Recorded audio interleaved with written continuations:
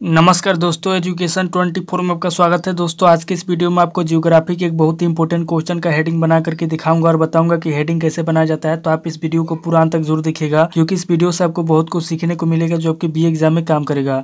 तो आइए देर न करते हुए वीडियो को शुरू करते हैं और प्रश्न का हेडिंग बना करके सीखते हैं। दोस्तों बी एग्जाम में किसी भी क्वेश्चन का हेडिंग बनाने के लिए आपको क्या करना है कि सबसे पहले क्वेश्चन को पढ़ना है और पढ़ करके समझने की कोशिश करना है कि क्वेश्चन के अंदर क्या पूछा जा रहा है। क्योंकि जब तक आप क्वेश्चन को पढ़ेंगे नहीं, समझेंगे नहीं, तब तक न तो आप उस क्वेश्चन का हेडिंग बना पाएंगे और नहीं आप उस क्वेश्चन के आंसर लिख पाएंगे। तो सबसे पहले क्वेश्चन को पढ़ना है और पढ़ करके समझना है। उसके बाद दूसरे स्टेप में क्या करना है कि क्वेश्चन के अंदर देखना है कि कौन कौन से पॉइंट दिया हुआ है जिसका इस्तेमाल करके आप हेडिंग बनाएंगे। जैसे दोस्तों यहाँ पे आपका जियोग्राफी का क्वेश्चन दिया हुआ है। अगर आपको इस क्वेश्चन का हेडिंग बनाना होगा या फिर अगर आपको इस क्वेश्चन का आंसर लिखना होगा, तब क्या करेंगे, सबसे पहले क्वेश्चन को पढ़ेंगे, पढ़ करके समझेंगे। उसके बाद दूसरे स्टेप में क्वेश्चन के अंदर पॉइंट को देखेंगे और तीसरे स्टेप में पॉइंट को लेकर के हेडिंग बनाएंगे। तो आइए दोस्तों बिना किसी देरी के हम लोग शुरू करते हैं और प्रश्न का हेडिंग बना करके देखते हैं। यहाँ पर दोस्तों प्रश्न दिया हुआ है, जन स्थानांतरण या मानव प्रवास का अर्थ क्या होता है, स्पष्ट कीजिए। यानी कि जन स्थानांतरण क्या होता है, मानव प्रवास क्या होता है, इन दोनों का अर्थ स्पष्ट करना है। तो यहाँ पर दोस्तों हम लोगों ने सबसे पहले क्वेश्चन को पढ़ करके समझ लिया कि क्वेश्चन के अंदर जन स्थानांतरण के बारे में पूछा जा रहा है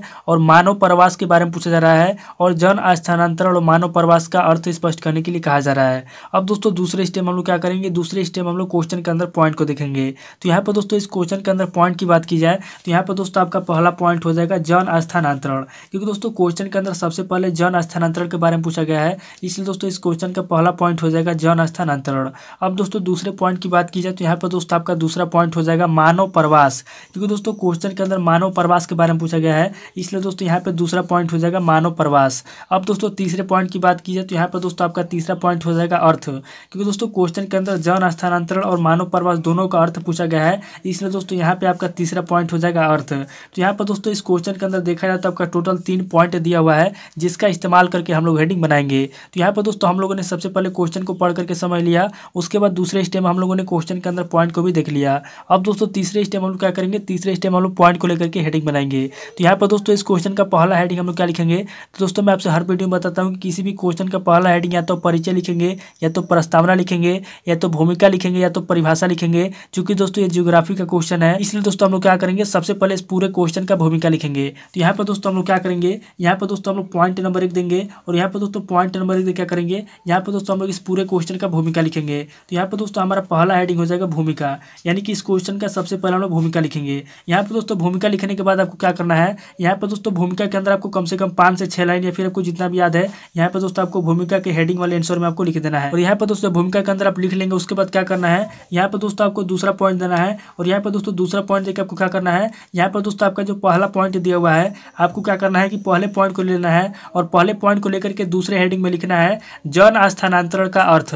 यानी कि जन स्थानांतरण का क्या अर्थ होता है, यहाँ पर दोस्तों दूसरे हेडिंग में आपको लिखना है जन स्थानांतरण का अर्थ। यानी कि जो जन स्थानांतरण होता है, जन स्थानांतरण का क्या अर्थ होता है, यहाँ पर दोस्तों दूसरे हेडिंग में आपको लिखना है जन स्थानांतरण का अर्थ। अब दोस्तों दूसरा हेडिंग लिखने के बाद आपको क्या करना है, यहाँ पर दोस्तों दूसरे हेडिंग के अंदर आपको कम से कम 10 से 12 लाइन या फिर आपको जितना भी याद है, यहाँ पर दोस्तों आपको दूसरे हेडिंग के आंसर में आपको लिख देना है। और यहाँ पर दोस्तों जब लिख लेंगे उसके बाद क्या करना है, यहाँ पर दोस्तों आपको तीसरा पॉइंट देना है। और यहाँ पर दोस्तों तीसरा पॉइंट दे क्या करना है, यहाँ पर दोस्तों आपको तीसरा हेडिंग लिखना है जन स्थानांतरण के कारण। यानी कि जो जन स्थानांतरण होता है, जन स्थानांतरण के क्या कारण है, यहाँ पर दोस्तों तीसरे हेडिंग में हम लोग लिखेंगे जन स्थानांतरण के कारण। यहाँ पर दोस्तों हमारा तीसरा हेडिंग हो जाएगा जन स्थानांतरण के कारण। अब दोस्तों तीसरा हेडिंग लिखने के बाद आपको क्या करना है, यहाँ पर दोस्तों तीसरे हेडिंग के अंदर आपको कम से कम 10 से 12 लाइन या फिर आपको जितना भी याद है, यहाँ पर दोस्तों तीसरे हेडिंग के आंसर में आपको लिख देना है। और यहाँ पर दोस्तों जब आंसर लिख लेंगे उसके बाद क्या करना है, यहाँ पर दोस्तों आपको चौथा पॉइंट देना है। और यहाँ पर दोस्तों चौथा पॉइंट देके आपको क्या करना है, यहाँ पर दोस्तों आपको चौथा हेडिंग लिखना है मानव प्रवास का अर्थ। यानी कि मानव प्रवास का क्या अर्थ होता है, यहाँ पर दोस्तों चौथे हेडिंग में आपको लिखना है मानव प्रवास का अर्थ। तो यहाँ पर दोस्तों हम लोग चौथे हेडिंग में लिखेंगे मानव प्रवास का अर्थ।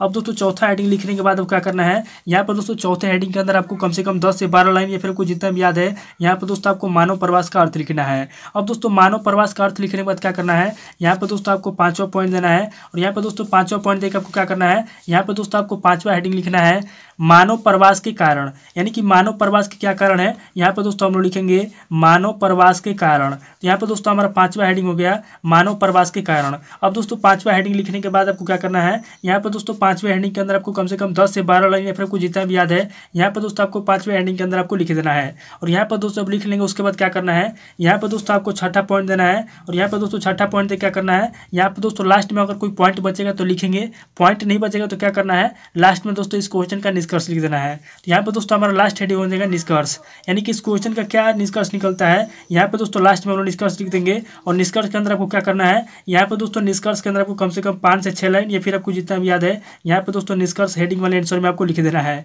और यहाँ पर दोस्तों आप लिख लेंगे, उसके बाद क्या करना है, यहाँ पर दोस्तों आपका जो क्वेश्चन दिया हुआ है, आपके क्वेश्चन का हेडिंग और आंसर कंप्लीट हो जाएगा। तो इस तरीके से दोस्तों बीए एग्जाम में आपको क्या करना है, किसी भी क्वेश्चन का हेडिंग बनाने के लिए सबसे पहले क्वेश्चन को पढ़ना है, पढ़ करके समझना है। उसके बाद दूसरे स्टेप में क्वेश्चन के अंदर पॉइंट को देखना है। और तीसरे स्टेप में क्या करना है, पॉइंट को लेकर के हेडिंग बना लेना है। जिस तरीके से दोस्तों यहाँ पे हमारा क्वेश्चन दिया हुआ था, जन स्थानांतरण या मानव प्रवास का अर्थ क्या होता है स्पष्ट कीजिए। तो यहाँ पर दोस्तों हम लोगों ने सबसे पहले इस पूरे क्वेश्चन का भूमिका लिखा।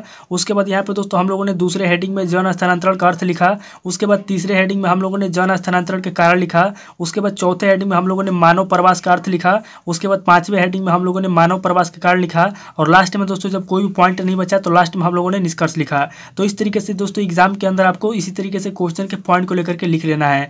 तो दोस्तों उम्मीद करता हूँ कि इस वीडियो से आपको बहुत कुछ सीखने को मिला होगा। अगर आपको वीडियो अच्छा लगा तो वीडियो को लाइक कीजिए, शेयर कीजिए और कमेंट करके बताइए कि आपको नेक्स्ट वीडियो किस टॉपिक के ऊपर चाहिए। थैंक यू दोस्तों।